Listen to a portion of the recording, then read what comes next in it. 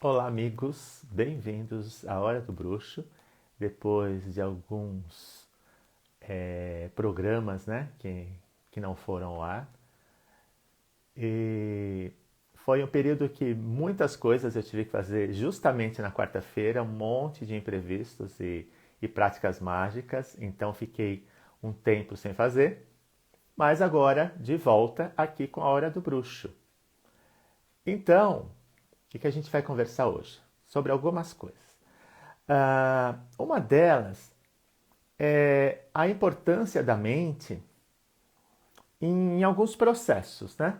Até porque eu quero falar sobre aquilo que muita gente se pergunta: por que minha magia não deu certo? Eu quero pegar um pouco por aí. Eu já falei sobre isso em algumas outras oportunidades, mas é sempre bom frisar. Para vocês terem uma ideia, uma das coisas que funcionam com a mente é a seguinte. Eu estava pensando até isso em função de maquiagem mágica, que é muito parecido com tatuagem, que foi um dos últimos temas que eu falei, sobre tatuagem mágica. E a maquiagem não deixa de ser algo também por essa área da tatuagem mágica, né? É como se fosse um tipo de pintura também, só que não é definitiva. Mas eu não vou me estender sobre a maquiagem, porque um dia eu quero chamar uma pessoa, alguma maquiadora que também lide com magia, para entrevistar. Eu estou vendo várias amigas que são bruxas e maquiadoras, para trazer aqui no programa e a gente fala mais sobre isso. Por isso eu vou segurar um pouco hoje. Mas o que eu quero falar é sobre a mente. E a mente também interfere nisso da maquiagem mágica. Mas vamos falar primeiro da mente. Um outro dia, chama uma maquiadora bruxa aqui, ou um maquiador bruxo, para a gente falar sobre maquiagem e magia. Mas o que eu quero falar é da mente. Por quê? Existe uma coisa que funciona em magia que é a seguinte. Quando você acredita ou você duvida, isso interfere muito na magia, a gente já sabe. Por exemplo, e a gente sabe que a mente ela gosta de padrões. A mente tem padrões que repetem, né? Muitas vezes até esses padrões são prejudiciais, mesmo assim a gente repete. Tanto que a tal zona de conforto não quer dizer que ela seja necessariamente confortável, quer dizer que seja uma zona conhecida. E a mente, ela trabalha muito com isso. Zona de conforto e padrões. A mente é um computador. Ela repete programas. Programas que foram estabelecidos, ela vai repetindo, vai repassando esses programas. Quando o programa é bom, tá ótimo. Quando o programa é ruim, a gente tem que cortar esse ciclo, porque senão a gente vai ficar no looping eterno. E até quero falar sobre esse looping eterno.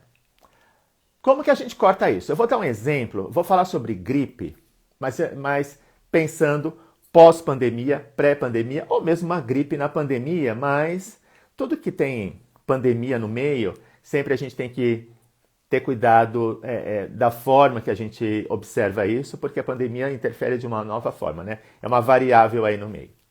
Mas vamos pensar numa gripe, normalmente sem essa questão da pandemia. O que as pessoas fazem quando ficam com gripe? Elas meio que ficam, né? Elas se fecham, elas não se arrumam, elas ficam na cama, ou ficam meio, né, caídas, amuadas, esse tipo de coisa. E o que acontece? Quando você tem essa gripe e você fica lá daquele jeito, a mente, ela meio que se acostuma a essa reação. Ou seja, gripe, essa reação. Quando começou primeiro a reação, a mente foi na repetição daquilo. Ou seja, a mente associou que gripe significa ter a reação de ficar fechado, cabisbaixo, meio com aquela pegada, sabe, de ai, não quero me arrumar, não quero pentear o cabelo, quero ficar largado aqui no sofá. Então a mente se acostumou com essa posição física. Estou falando de posição física. E aí tem aqueles sintomas que você vai ter de gripe, todo esse tipo de coisa. Tá, mas e aí? O que eu faço então? Bom, uma das táticas que tem para você melhorar mais rapidamente de uma gripe é você fazer o contrário dessa posição. Por quê? porque você vai quebrar esse padrão que a mente estabeleceu de conduta durante a gripe. Então, se você pega, você tá com gripe, mas você se arruma, coloca uma roupa, penteia, põe uma maquiagem, o que que a mente entende? Nossa, ele tá bem. Por quê? Porque quando ele tá mal, ele não se arruma, ele não penteia o cabelo, ele não faz nada. Então, se aquela pessoa se arruma, põe uma maquiagem, um cabelo, a mente entende. Bom, a pessoa tá boa. O que que a mente faz então? Dá mais energia para a pessoa. Faz com que a pessoa tenha mais gás, a pessoa tenha mais resistência nas coisas. E a pessoa saia dessa gripe em muito menos tempo. Tá? Então, o que acontece? A mente entende que se você não está com gripe, ela começa a mandar sinais para o teu corpo. Opa, vamos trabalhar, vamos sair, vamos acontecer. Não tem gripe, foi alarme falso. Então, parte do seu corpo começa a reagir como se não tivesse gripe e aí o corpo começa a se cuidar e se curar mais rapidamente. Isso eu não quero dizer que, caso você esteja com gripe, que você tem que sair para fazer corrida em volta do quarteirão. Não, você tem que descansar. Não é a atitude, tá? Não é a atitude. É a atitude assim, de você sair para uma academia. Não é isso. Você tem que descansar, mas é a postura. Não é ficar assim. É ficar como se você estivesse sem gripe. Isso acelera o processo. Isso faz com que a sua mente entenda que não há um motivo para você fazer essa. Você não tá? Ela entende que a sua conduta não é uma conduta de quem tem gripe. E ela acelera o processo da recuperação. Isso funciona, eu sempre fiz isso. Funciona e acelera muito, é muito bom.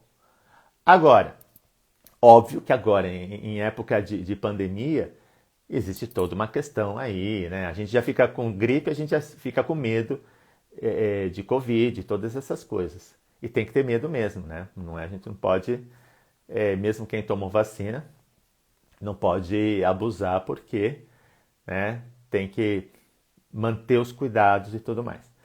Bom, isso que eu quis falar é para vocês perceberem como a mente ela entra em programas repetitivos e isso sempre vai te atrapalhar quando esses programas repetitivos são de sofrimento. E aí eu quero falar de uma coisa. Muitas vezes, olha onde vocês percebem um programa repetitivo. O inferno. Quando a gente fala de inferno, o inferno muitas vezes é uma repetição de sofrimento, não é? Eu já falei isso também. O inferno, quando você vê, é um sofrimento que se repete. Tá. Se o sofrimento se repete, o inferno pode ser aqui. Inferno necessariamente não é onde você vai depois de morto. Mas o inferno, ele pode acompanhar você na sua cabeça, seja em vida, seja em morte. Você leva o inferno. Ou você transforma a sua vida no inferno. Por quê? Vocês já devem ter visto esses filmes em que uma pessoa morre e começa a repetir algo que faz um sofrimento, tá? Quando você tem esse inferno que vai se repetindo em uma cena, e pode ser uma cena simples, de repente numa cena a pessoa, sei lá, acontece, teve até a série que a pessoa, um sapo morria, a série, a temporada Coven, que um sapo morria, ela lá fazia o sapo reviver, a personagem Misty fazia o sapo reviver, aí o sapo morria, aí ela fazia reviver, aí morria, aí ia fazer reviver. Isso se tornava o inferno. Ou seja, o inferno pode ser essa repetição. Essa repetição pode tanto acontecer do outro lado, quanto desse lado. Então, quando você tem algo na sua vida que é um sofrimento e aquilo vai se repetindo em ciclos, você, de certo modo, está transformando a sua vida no inferno. Inferno real, tá? O inferno, ele pode ser tão real aqui no plano físico quanto em outros planos. Real que eu digo, a sensação de sofrimento. Não necessariamente o inferno com um tacho, com lava e demônios lá com o espeto colocando uma pessoa. Embora até uma pessoa que entenda, uma pessoa muito religiosa, que entenda que fez uma prática condenável, que morre, a mente dela pode produzir um inferno nesses moldes medievais de tachos né, com um tipo de lava e as pessoas com fogo ardente e as pessoas lá sendo cozidas por demônios. Isso pode acontecer, porque a mente da pessoa pode produzir isso. Bom, então, o que acontece? A primeira coisa é você perceber como a sua mente pode aprisionar você. E hoje eu quero falar justamente dessa questão. Por que que meu feitiço não deu certo? Um dos motivos é a sua mente, pode ter certeza. Por quê? Você tem a crença naquilo, né, de você fazer algo e às vezes não acreditar naquilo, não acreditar na sua capacidade, não acreditar na magia. Ou você acreditar na magia de uma forma superficial, em que você acha que se você mistura só algumas coisas, pronto, já fez a magia. E a gente sabe que não é assim, sabe que não é fácil. Então, a sua mente, ela vai ajudar e praticamente o sucesso da sua magia tem uma grande parcela da sua mente e o fracasso da sua magia tem uma grande parcela da sua mente. Porque às vezes, esses infernos que a gente tem, essas situações de dor repetitivas, elas são viciantes. A gente se vicia e a gente não quer sair. Parte nossa quer e parte nossa não quer. Então a gente fica viciado na dor e vai se repetindo. Então, às vezes, quando você quer sair de uma situação e vai fazer uma magia, às vezes aquela situação, parte sua ficou viciada nela e não quer sair. E eu não estou falando que isso necessariamente seja consciente, às vezes é inconsciente. Por isso que é importante, quando você faz um feitiço e esse feitiço não dá certo, vamos investigar por que não deu certo. É importante saber, foi a sua mente? Foram outros fatores? Tá, que fatores podem ser? Primeiro, aquilo que eu falei, a mente. Vocês se lembram, quem já leu livros de magia, que você tem vários sistemas mágicos e você tem várias formas de se entender o funcionamento da magia. Você tem as leis herméticas, você tem vários sistemas. E você tem aqueles pilares da magia, entre vários, tá? Qualquer a gente fala de outros. Qualquer a gente fala das leis herméticas, que são muito interessantes e são bem assim úteis de você entender. Mas vamos falar daqueles pilares da magia, querer, saber, ousar e calar. Né? A mente, ela vai ter muito disso. Por exemplo, no querer. Você quer fazer a magia? Quer mesmo? Será? 100% de você quer fazer aquilo? Ou existe uma dúvida? Ah, eu quero e não quero. Eu quero isso e não quero. Ah, entendeu? Então, nessa primeira, às vezes, a gente já escorrega nela. Quanto de você quer de fato algo? E como que eu vou descobrir quanto de mim quer de fato algo? Meditação, que é uma das coisas interessantes de você praticar quando faz magia. Por quê? Vai ajudar a você entender melhor o que se passa na sua mente. Vai fazer você entender melhor a perceber o que de fato você quer ou não. A meditação, ela vai aclarar as ideias, vai fazer com que você perceba melhor. É quase como se, sabe quando tem uma situação que você está todo ajeitado, tá todo assim nervoso, tá agitado, enfim. Você respira, se acalma, você percebe melhor as coisas. Quantas vezes, quando a gente está procurando uma coisa no quarto, que você não sabe onde está, você arranca a almofada, você joga a coisa, você pega a gaveta, você faz isso aqui, você não acha nada. Aí você, calma, você dá uma respirada, deu uma tranquilizada, aí você olha o quarto. Às vezes, num olhar, você já encontra a coisa.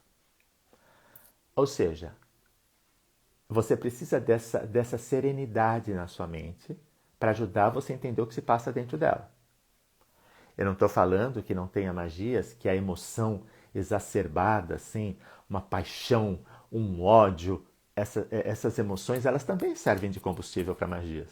Mas muitas vezes é interessante também você ter um momento de serenidade para perceber o que vai dentro da sua cabeça. Senão você também fica à mercê das tempestades e paixões, né? Fica à mercê dessa onda. E ela é descontrolável. Ela sim pode fornecer resultados em magia? Sim. O ódio é um gás para magia. O amor é um gás para magia. A paixão é um gás para magia. Tudo isso, sim. Mas é um gás que muitas vezes você não tem controle. E parte do processo da magia é o controle.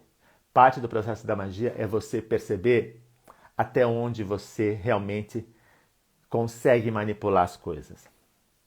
Você não pode, né? Como eu digo, você não pode ficar simplesmente fazendo magias na sua vida e torcendo para dar certo.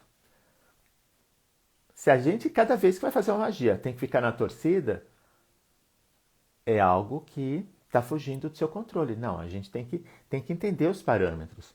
Entender até o que está errado, o que não está funcionando. Então tem isso da magia e da mente que eu falei. Mas, obviamente, você tem outros fatores também. Você tem uma coisa boba e importante. Boba que eu digo assim. Você fala, nossa, mas isso pode detonar um processo? Pode, que é a concentração, ou melhor, a falta da concentração. Então você sabe que você quer aquilo, mas você não se concentra. Você consegue fazer qualquer coisa sem se concentrar? Não dá. Se você está assistindo um filme, mas aí você está pensando na vida, você já perdeu trechos do filme. Se você está transando e você não se concentra, já vai dar uma brochada em algum momento. Se você faz qualquer coisa e não se concentra, aquilo não funciona. Então a magia é a mesma coisa. A magia, você está lá, está se concentrando, a energia está indo. Você perdeu a concentração, a energia se dissipa. Já não vai acontecer. Então, olha, foco, a mente, você entendeu que a mente, o que realmente se passa na sua mente, quanto você quer de fato algo, a concentração, você pode, existem outros fatores externos a você que podem interferir, né? A gente sempre fala assim, o mais forte vence. Se você quer algo e outra pessoa também quer algo, você faz magia, essa pessoa também sabe magia. Se a pessoa for mais forte do que você, ela vence, ela leva. Você pode ter feito tudo certo, mas ela é mais forte. O mais forte leva, né? Então, você tem várias situações que podem interferir dentro desse processo mágico. Você tem, por exemplo, a questão de a quantidade de energia que você colocou, a magia foi feita correta, a quantidade de energia que você colocou não foi o suficiente. Isso também é uma dos fatores que podem acontecer, né? Tem uma interferência divina. Como interferência divina? De repente, você faz parte de um processo iniciático. Quando a gente está num processo iniciático, parte da nossa energia ela está interligada ao normalmente, depende aí o tipo de sistema mágico, de tradição, mas quando você está no processo iniciático, muitas vezes a sua energia ela está ligada a um ser, a um deus, a uma deusa, enfim. Se você faz parte de um culto, por exemplo, um culto a uma divindade e você está se iniciando naquela divindade, aquela divindade de repente pode interferir. Então você quer fazer uma magia, quer fazer algo, mas parte da sua energia naquele momento de um processo iniciático, ela está comprometida com essa deidade. E essa deidade interfere, pode interferir, fazendo com que a coisa aconteça ou não. Ah, mas como que a deidade interfere? Ué, você não fica pedindo para os deuses o tempo inteiro por algo? Você não vai lá fazer magia e pedir para Afrodite te ajudar? Você não vai fazer uma magia e vai pedir para, sei lá, para tal Deus, né, fazer a tal coisa para você. A gente não põe os deuses, né, no meio da história. Se você põe os deuses no meio da história, eles podem dizer sim ou não. Ah, mas e se aquele Deus concordou em me ajudar? Um Deus concordar em ajudar você não quer dizer que necessariamente ele vai colocar grande parte da energia dele nisso. Quer dizer que às vezes ele pode facilitar alguns processos, mas ele te empurrar para ver como que você se vira dentro daquilo. É como se ele te desse uma ajuda. Sabe aquelas histórias em que às vezes um Deus te conta uma história para te ajudar, mas o que você vai fazer com aquela história e como você vai se virar com aquela história faz parte de algum processo iniciático, faz parte de algum processo em que ele entende que você pode ou não se dar bem naquela magia. Então, essas interferências divinas, às vezes, podem também fazer com que uma magia dê certo ou não. Ah, mas se é assim, então, como é que eu vou confiar que aquele Deus vai me ajudar? Não, ele vai te ajudar. Se você pediu e ele concordou em te ajudar, óbvio, né? Não é assim, ele vai te ajudar porque você decidiu que ele vai te ajudar. Não. Digamos que você conversou com Deus e jogou um oráculo. E esse Deus pegou e falou, né, através do oráculo, através de projeção, enfim, da forma que você conversa com aquele Deus. E esse Deus falou, não, claro, vou te ajudar e tal. Tá, então se ele vai me ajudar em tudo? Depende do seu acordo com ele.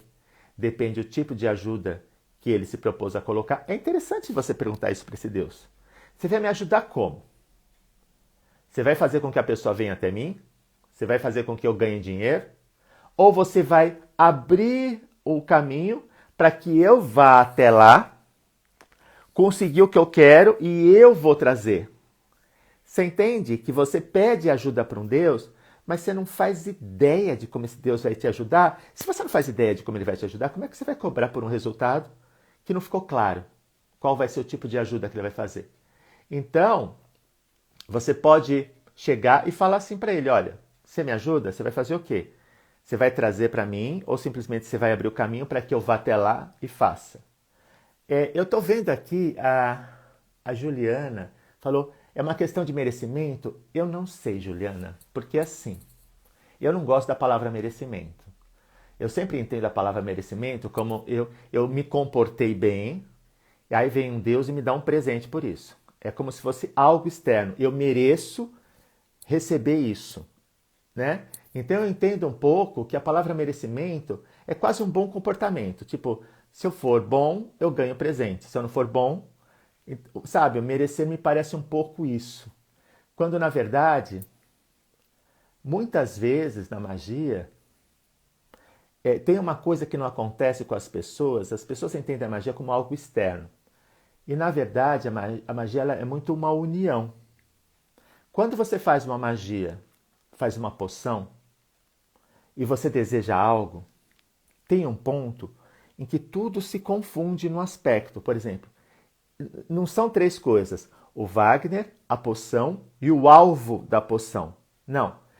É o Wagner, e o Wagner é a poção, e o Wagner é o alvo da poção. Entende? Existe uma união energética em quando eu faço uma poção, por exemplo, eu me torno a poção. Eu misturo as coisas e eu sou os ingredientes e eu sou a poção. E eu sou o alvo da poção. Tem um ponto em que eu me torno quase a própria pessoa. Você se torna todos os processos de uma magia. Você é quem age, você é a poção, você é a pessoa, você é o Deus que interferiu naquilo. A sua mente se une a tudo. Essa união é importante na magia. A sua mente se unir a tudo isso. Existe uma coisa que antigamente a gente pensava, quando a gente falava sobre telepatia, que pensamento se tinha? Que vai sair um raio da minha cabeça, vai na mente, vai na cabeça da pessoa o raio, vai ler a mente da pessoa e esse raio vai voltar com a resposta para mim. Aí eu entendi a mente da pessoa. Não. Existe algo que diz que a nossa cabeça é do tamanho do universo. que, na verdade, quando você lê a mente de uma pessoa, é como se a sua consciência, que ela se expande, na verdade, a sua consciência, ela é do tamanho do universo, no sentido em que você está inserido dentro do universo, e você é parte dele, então você e você é o universo. Então, em que simplesmente há um deslocamento da consciência. É como se a minha consciência ela acontecesse a partir da mente da pessoa. Então é um deslocamento de consciência, não é um raio que sai, vai até lá e volta. É um deslocamento de consciência.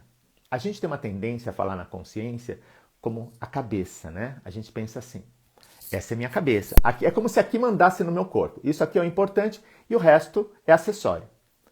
De certo modo, os mitos todos falam disso, porque muitas vezes em algumas culturas, quando você quer destruir alguém, você corta a cabeça. Né? É a ideia de cortar o poder da pessoa. Mas, na verdade, o teu corpo todo, a sua consciência se espalha pelo seu corpo.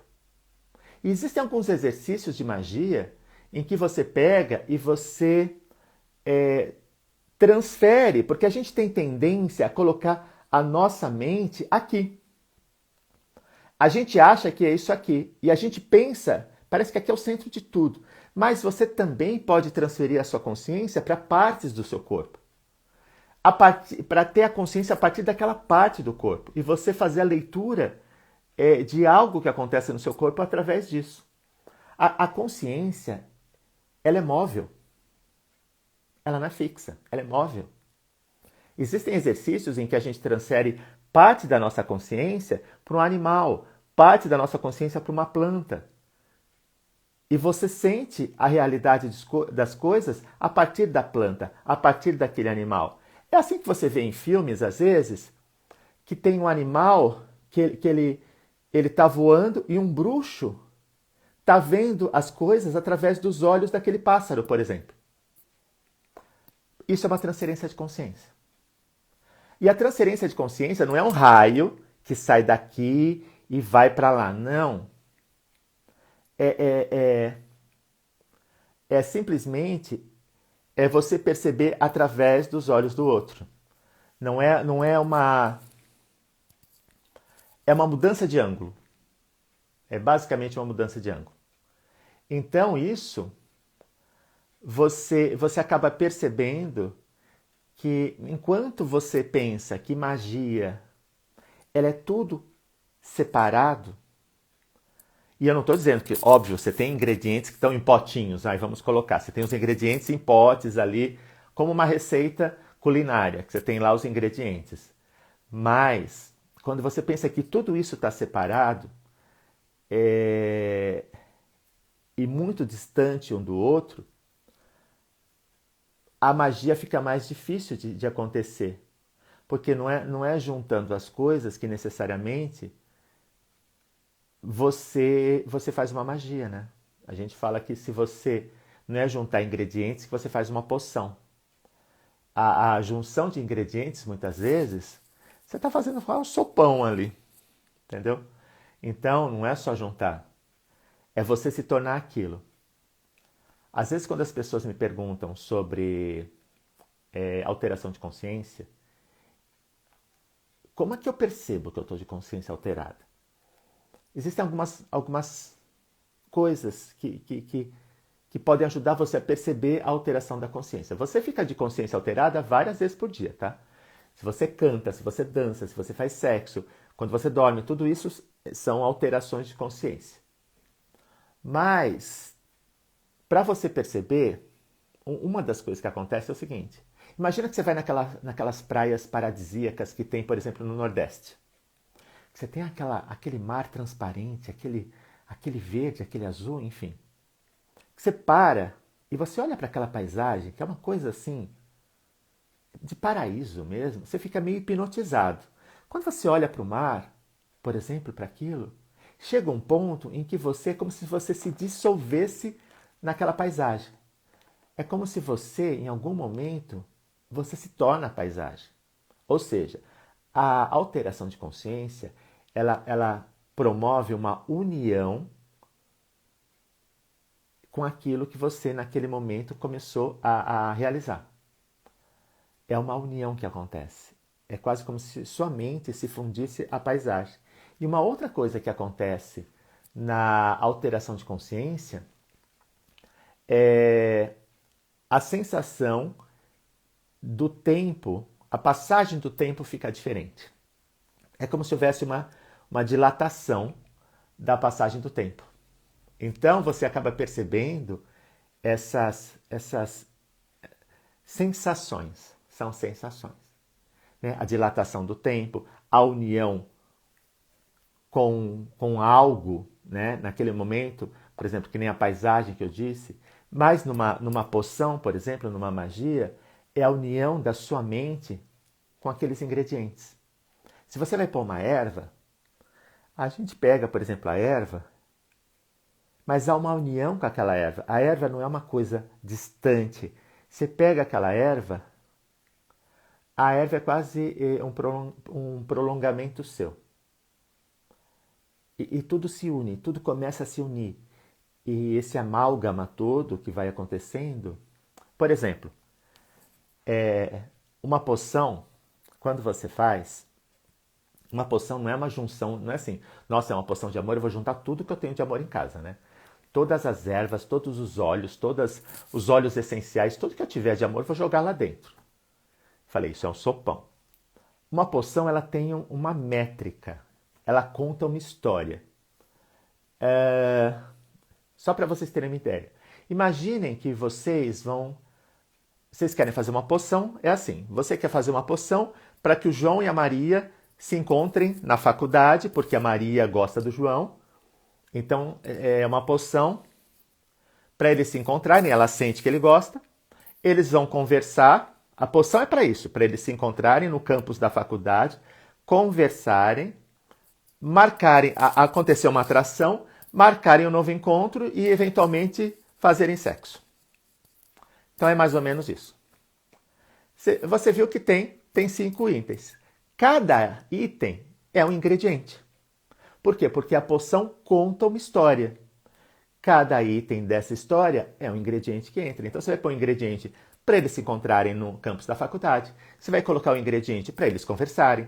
Vai pôr um ingrediente para surgir uma atração. Um ingrediente para marcarem um novo encontro. Um ingrediente para transarem. E isso tudo num veículo.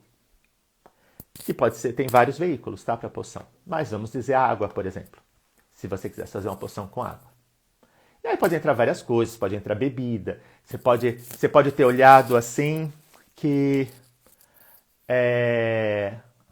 a pessoa, às vezes, ela é uma pessoa muito tímida, que não fala. Então você pode colocar uma erva para soltar mais a língua da pessoa. Então, além desses ingredientes, que são os itens da história, né, da narrativa, você também tem ingredientes para lidar com situações que possam atrapalhar isso. Uma situação, de repente, a pessoa é muito tímida, a pessoa quase não conversa. Então, você coloca o ingrediente para a pessoa falar mais, para soltar a língua. E você vai corrigindo certas aparas, né? Você vai vendo essas aparas para lidar com isso. Ou seja, é todo um processo e dentro desse processo a sua mente está participando de tudo. A sua mente é tudo. São todos esses ingredientes. É como se você estivesse, na verdade, fazendo essa poção numa sala dentro da sua cabeça. É como se tudo isso tivesse acontecendo num reflexo de espelho. Existem vários mitos de criação, da Vânia inclusive, que utilizam espelho. Por quê? Porque tudo é um espelho. Sabe uma das leis herméticas, né? Assim como está em cima, está embaixo. Assim como, entendeu? Algo está fora da sua mente, mas algo está dentro da sua mente. Então todos esses processos vão ajudar a que uma magia dê certo ou dê errado. O que você não pode fazer é desanimar quando a magia dá errado. Por quê? Porque senão você já entregou os pontos, né? Então não adianta você querer trabalhar com magia se você já se entrega ao fracasso. Vai ter fracasso? Vai ter muito fracasso, tá? Muito fracasso. Isso até é uma coisa que normalmente a gente fala, quando a gente vai fazer uma magia, às vezes, para alguém, eu lembro de uma vez uma pessoa me pediu uma magia, né? Queria me contratar para uma magia, e aí a pessoa falou assim, é certeza que vai acontecer? Eu falei, olha, eu nunca posso dizer sim, é certeza que vai acontecer. Sabe essa coisa, tipo, traga o seu homem em 3 dias? Não. Por quê? Eu sempre falo daquela coisa do desinfetante. Vocês já viram que desinfetante, por exemplo, está escrito mata 99,9% dos germes? É exatamente isso. Não existe 100%. A gente nunca pode garantir 100% de qualquer coisa na vida. Não dá. Você tem variáveis que acontecem. Você sabe que até uma dor de cabeça. Se, por exemplo, uma pessoa fala assim, eu estou com dor de cabeça, eu vou no médico. O médico vai receitar um remédio. O médico pode dizer assim, é certeza que se você tomar esse comprimido vai passar a sua dor de cabeça. Tem grande chance. E pode ser que não aconteça. Por quê? Porque a vida é assim. Né? Você tem coisas que podem acontecer, tudo é dinâmico. Né? A vida continua, a vida tem variáveis, tem uma série de energias. Então coisas acontecem. Eu falo assim às vezes, tem coisas que não estão... tudo está acontecendo otimamente bem numa magia. E acontece uma variável e muda tudo. E quando muda essas coisas assim, você tem que... Sabe que muitas vezes em magia a gente acontece que nem um GPS, né? A magia está acontecendo, está indo, você fala, nossa, tá quase, vai dar certo, tá indo. Acontece alguma coisa, recalculando a rota. É GPS. Recalculando a rota, recalculando a rota. Entendeu? Então, sempre você vai ter esses elementos que acontecem. Acontece. Então, nunca se pode garantir qualquer magia ou qualquer coisa na vida 100%. Você tem grande chance. Mas 100% já é não dá para você fazer. Você não pode prometer isso, porque não é assim. Não é assim que acontece. E isso na própria medicina, né? Você tem grandes chances de uma pessoa, de acontecer algo. E às vezes sai no meio do caminho e a pessoa morre ali. Tudo que estava assim, nossa, estava caminhando para uma recuperação, estava caminhando para a pessoa ter alta, ter alguma coisa, e acontece alguma coisa, né? Inesperada ali. Enfim, quando acontece algo na magia, a primeira coisa tenta entender, faz uma listinha. Tá, eu fiz a magia. Aliás, essa listinha já deveria ter sido feita antes de começar a magia. Que ingredientes que eu fiz, que dia da semana, como estava meu humor, qual era a regência planetária, ouvi tal música, enfim, faça toda uma listinha. Eu tenho um vídeo que fala sobre isso no meu canal do YouTube, que é do Diário Mágico. Deem uma olhada lá no canal do YouTube, que ele fala sobre isso. E você vai anotar tudo, fase da lua, todo esse tipo de coisa. E aí, quando você fez a magia e a magia não aconteceu, aí você vai começar a analisar. Desses elementos que você fez, se algum deles, se na questão dos elementos, se está correto. Se alguma coisa atrapalhou. Tá tudo correto? Bom, eu estava com a minha mente estava querendo realmente aquilo? Sim, estava querendo. Eu me concentrei? Sim, eu me concentrei. Foi a quantidade de energia suficiente para isso? Foi. Tá. O que aconteceu então? A pessoa era mais forte, levou. Entendi, tudo bem. Não posso fazer nada. Não posso fazer nada assim, nesse momento, né? A gente vai tentar... É claro que não é uma maratona da gente tentar e fazer assim. Aí eu vou fazer exercício para ficar mais forte do que a outra pessoa. A gente sempre faz isso, né? Na verdade, é uma constante melhora, uma constante superação. A gente sempre tem que se superar, né? Isso sim, mas não é um concurso com aquela pessoa, no sentido de quem é o mais forte. Mas a pessoa pode ter levado aquilo. Sim, isso acontece. É, muitas vezes, quando a gente vai analisar toda a magia, existem alguns boicotes que você vai encontrar no meio, que são boicotes da sua mente, podem ser outros tipos de boicotes, tá? Que acontece. Aquilo que eu falei da deidade, aquela deidade, ela vai você vai conversar com a deidade também antes de fazer. Porque senão você está pensando que aquela deusa vai fazer tudo por você, não vai, ela vai fazer só uma parte, né?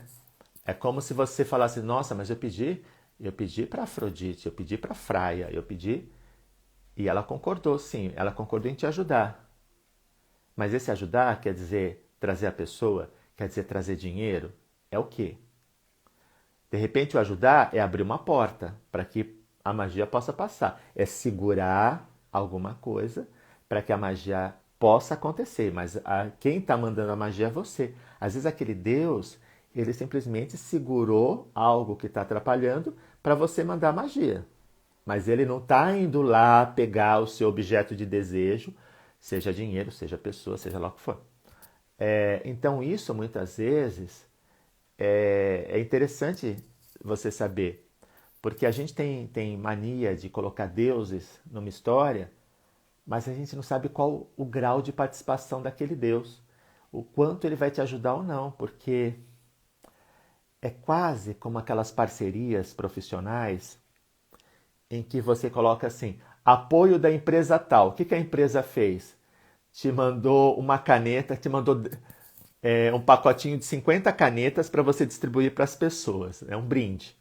Então, o tal apoio da empresa tal, que às vezes as pessoas pensam, nossa, a empresa deve ter colocado dinheiro ali para aquela pessoa, né? Para a pessoa a empresa investiu dinheiro naquele projeto da pessoa. Não, a empresa só mandou uns brindes, umas canetinhas para você distribuir.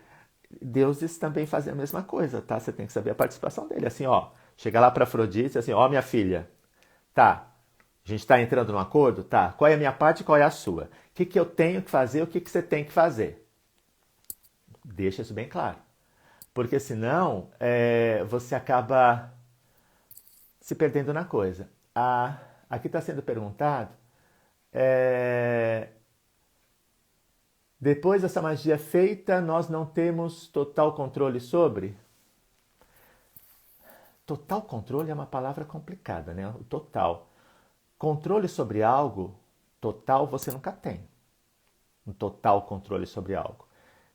Como eu falo, variáveis podem acontecer.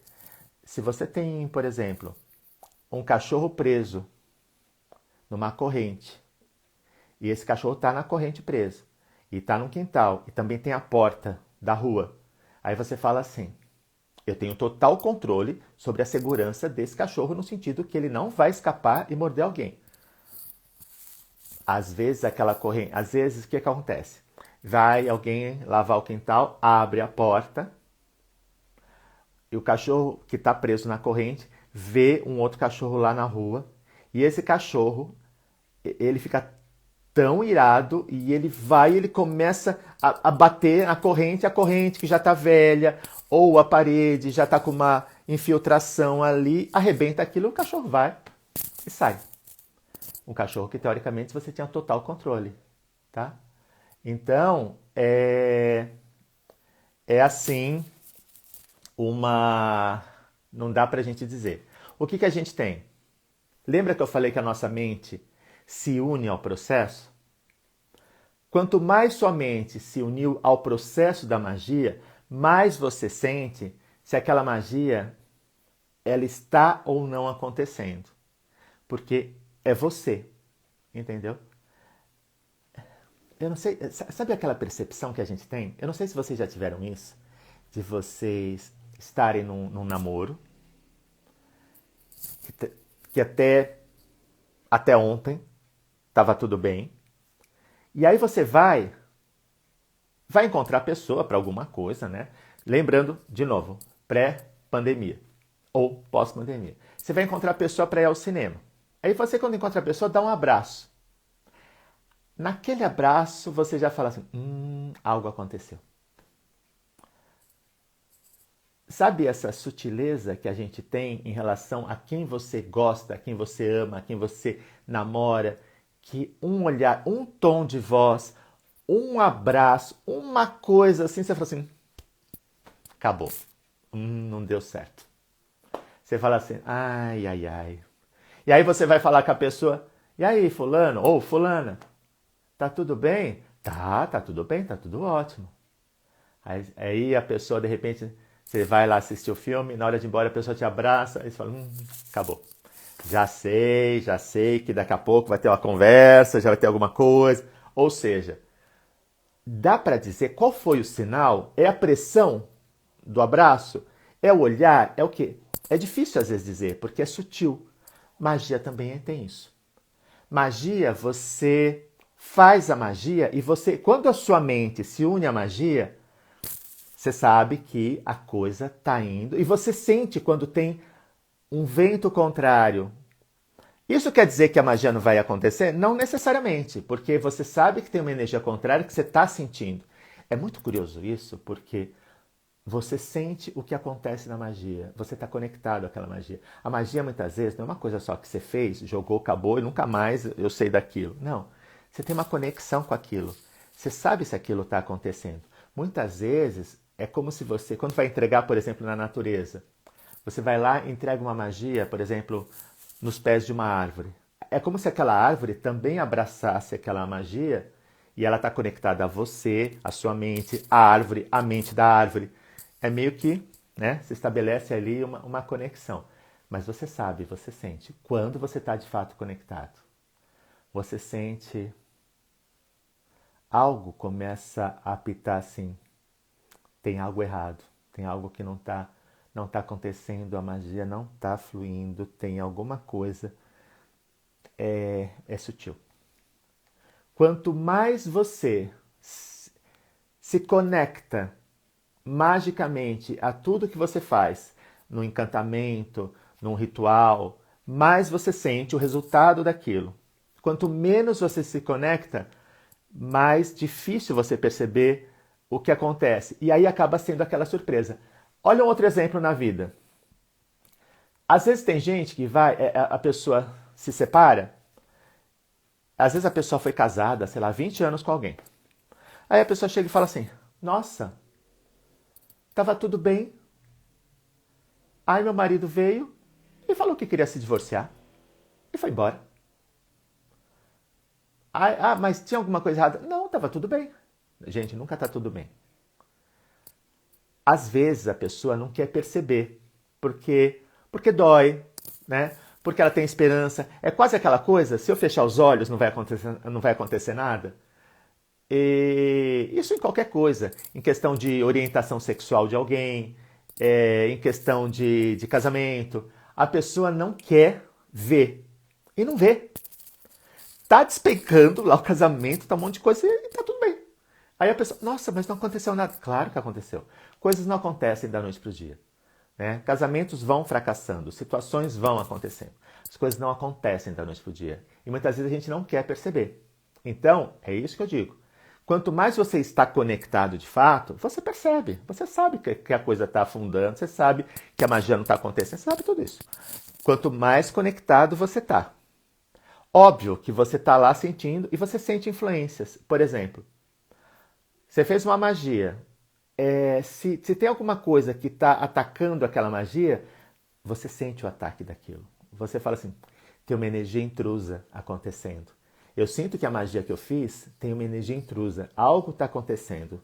Tem um movimento nas sombras. Eu sinto que minha magia está tendo algo. Então, esse tipo de coisa é bem interessante. Porque você percebe, ser bruxo não é só você caminhar entre os mundos, é caminhar entre as sombras. Então você percebe nuances nos movimentos e nas energias que permeiam tudo aquilo. É algo que não é visível, é algo que caminha nas sombras e a gente sente, a gente fareja. Bruxo é muito instintivo, a gente sente, a gente é animal. Você sente nas entranhas isso tudo, né? Então é muito maravilhoso fazer magia. É muito maravilhoso. Ao mesmo tempo, não é fácil. É fácil? Não, não é fácil.